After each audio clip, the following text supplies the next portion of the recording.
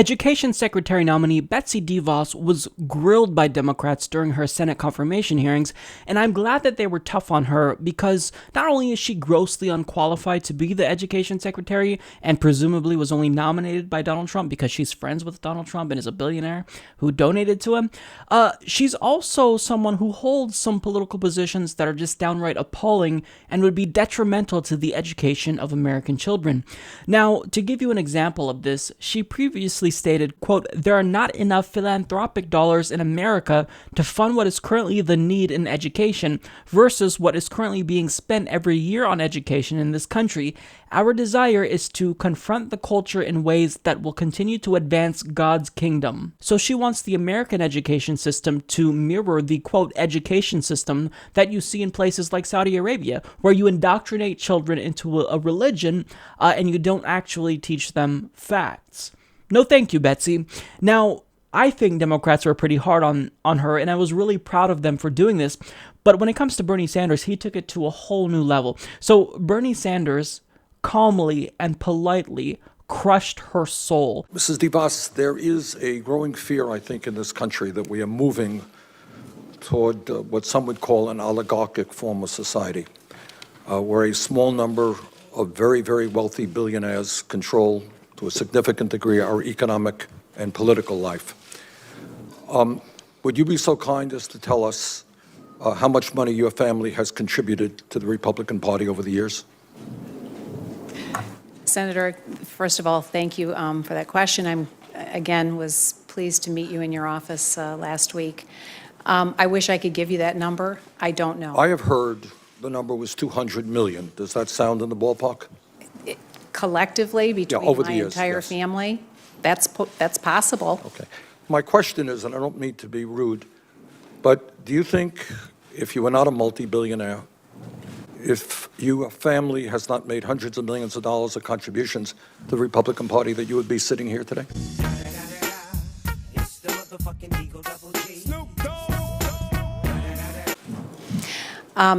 Senator, as a matter of fact, I do think that there would be that possibility. I've worked very hard on behalf of parents and children for the last almost 30 years to be a voice for parents and voice for students and to empower parents to make decisions on behalf of their children, primarily low-income children. Thank you. Will you work with me and others to make public colleges and universities tuition-free through federal and state efforts? Well, Senator, I think that's a really interesting idea, and it's really great to consider and think about. But I think we also have to consider the fact that there's nothing in life that's truly free. Somebody's going to pay for it. And so, yes, you're right. You're right. So Somebody will pay for it, but that takes us to another issue. I think and that is, if I may, Yeah. and that is right now we have proposals in front of us to substantially lower tax breaks for billionaires in this country, while at the same time low-income kids can't afford to go to college. Do you think that makes sense?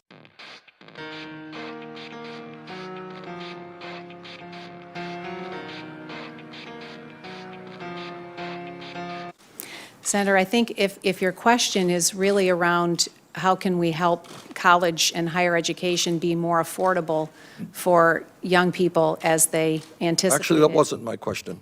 My question is, should we make public colleges and universities tuition-free so that every family in America, regardless of income, will have the ability to have their kids get a higher education? That was my question. Senator, I think we can work together, and we could work hard on making sure that college or higher education in some form is affordable for all young people that want to pursue it. Bernie Sanders is proving that he is a savage. Now, getting to what she actually said, she's so rich that she doesn't even know how much her family collectively contributed to the Republican Party. So she thinks maybe 200 million, give or take. I think that sounds like a plausible amount to donate, or that we did donate. So you're honestly admitting to us that you're so rich, you have no idea whether or not $200 million was given to a party or not? Okay, if you have that much money, maybe it's the case that you're just a little bit out of touch with the average American. maybe you shouldn't be the education secretary because you have no experience here. Now, she also said that she's not in favor of making public colleges and universities tuition free. And she said, quote, nothing in life is truly free. And she said, somebody's got to pay for it. And Bernie Sanders brilliantly said, yeah, you're right.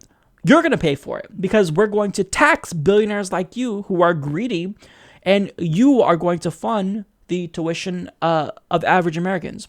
I think that's pretty reasonable. I mean, they get tax breaks, they get bailed out when the economy is in ruins.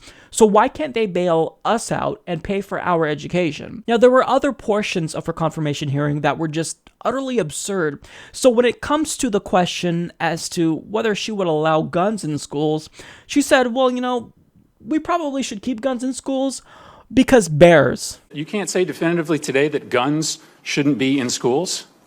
Well, I will refer back to Senator Enzi and the school that he was talking about in Wapiti, Wyoming. I think probably there, I would imagine that there's probably a gun in the school to protect from potential grizzlies. What the hell did you just say? Yeah, she wasn't joking there. She wasn't being tongue-in-cheek. She said schools should have guns because of bears. Our next possible education secretary, ladies and gentlemen. Now, also, I wanted to highlight some brazen instances of hypocrisy because she claimed to be in favor of LGBT equality, yet she's contributed millions of dollars to vehemently anti-gay organizations like Focus on the Family. Take a look. Ms. DeVos, your family has a long history of supporting anti-LGBT causes, including donating millions of dollars to groups that push conversion therapy, the practice of trying to change someone's sexual orientation or gender identity. For example, you and your family have given over $10 million to Focus on the Family, an organization that currently states on its website that, quote, homosexual strugglers can and do change their sexual behavior and identity.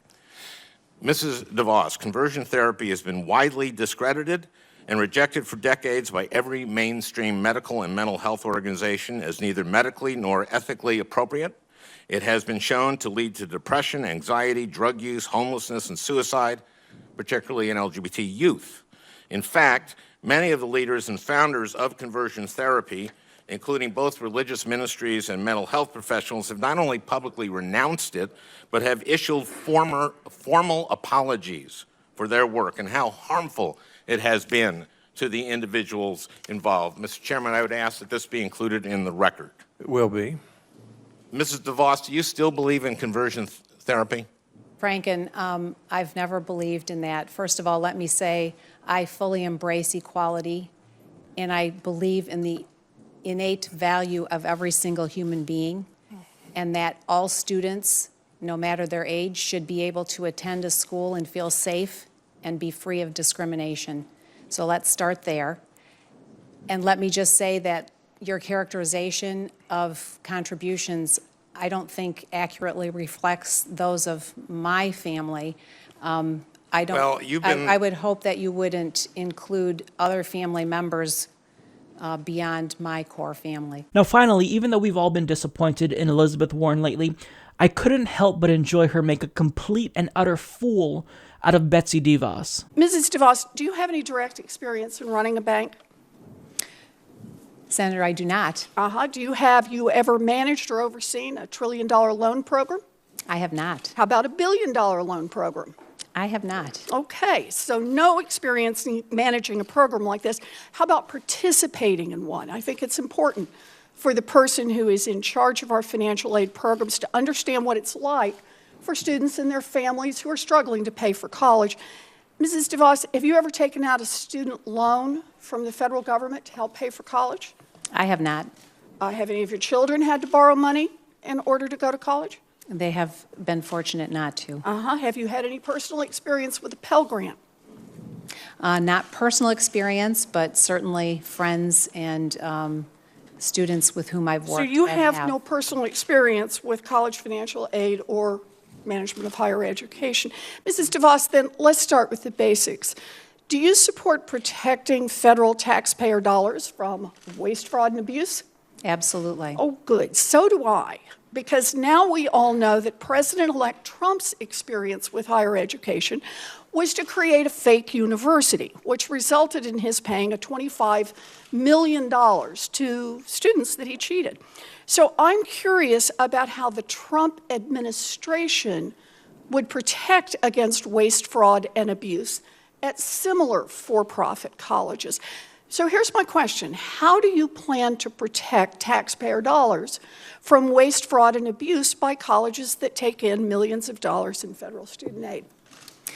Senator, if confirmed, I will certainly be very vigilant. Yeah, I'm the asking people, how. How are you going to do that? You said you're committed. The individuals with whom I work in the department will ensure that federal monies are used properly and appropriately, and I will look forward to working with you. So you're going to subcontract making sure that what happened with universities that cheat students doesn't happen anymore?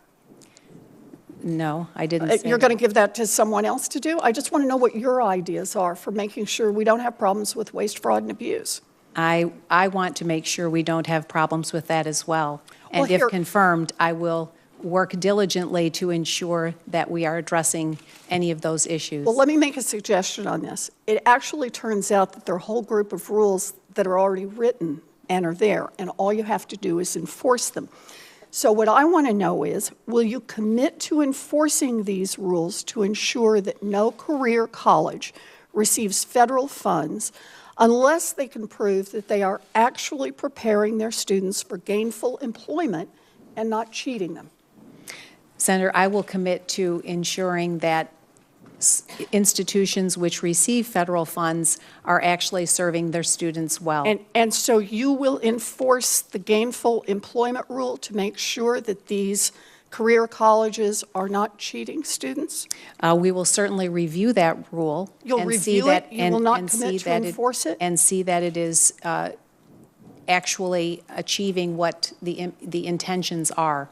I don't understand about reviewing it. We talked about this in my office. There are already rules in place to stop waste, fraud, and abuse, and I don't understand how you can not be sure about enforcing them. You know, swindlers and crooks are out there doing backflips when they hear an answer like this. If confirmed, you will be the cop on the beat, and if you can't commit to use the tools that are already available to you in the Department of Education, then I don't see how you can be the Secretary of Education. So make no mistake, I've had my criticisms of Elizabeth Warren in the past, but what she did there was brilliant. She got Betsy DeVos to implicitly admit that she's not qualified to be the education secretary, that she doesn't have the experience to be the education secretary. And I thought it was brilliant, and you could really see it on her face that she knew she was being cornered and she had no idea how to back herself out of said corner. I loved it. And it was weird that she wouldn't commit to enforcing the gainful employment rule, which prevents for-profit colleges from basically ripping students off. And as education secretary, you would expect someone to be on the side of the students, right? On the side of the people who are pursuing an education, but clearly she's a billionaire. She has businesses, so she's on the side of the for-profit colleges who rip students off. They defraud students. And this has been a phenomenon that's been occurring for decades in the country, and we need an education secretary who's going to stomp on these idiots, who's going to crush them if they're going to rip off the American people. If you're not actually going to educate people and give them the skills that they need, if you're just going to take their money and then rip them off, that's unacceptable. You're defrauding them. So Betsy DeVos, however, is not saying that she's going to prevent this from happening. And Elizabeth Warren made the point that when you do this, you know, all the swindlers, they do backflips, and she's 100% right there. So shout out to Elizabeth Warren for impressing me again, but I'm going to need to see more. But nonetheless, that was brilliant. So, I mean, in the end, I can't see how she can possibly be the Secretary of Education, not just because she has reprehensible fundamentalist evangelical views, but also because she has zero experience whatsoever. So Betsy, why don't you do us all a favor and go back to one of your many mansions? Stop trying to get involved with government. You have no idea what you're doing. You're an oligarch. Just enjoy your life, enjoy your money, go back to your mansions and leave us alone. Stay out of government. We don't need you. We don't want you here. Support this podcast by joining the independent progressive media revolution today at humanistreport.com.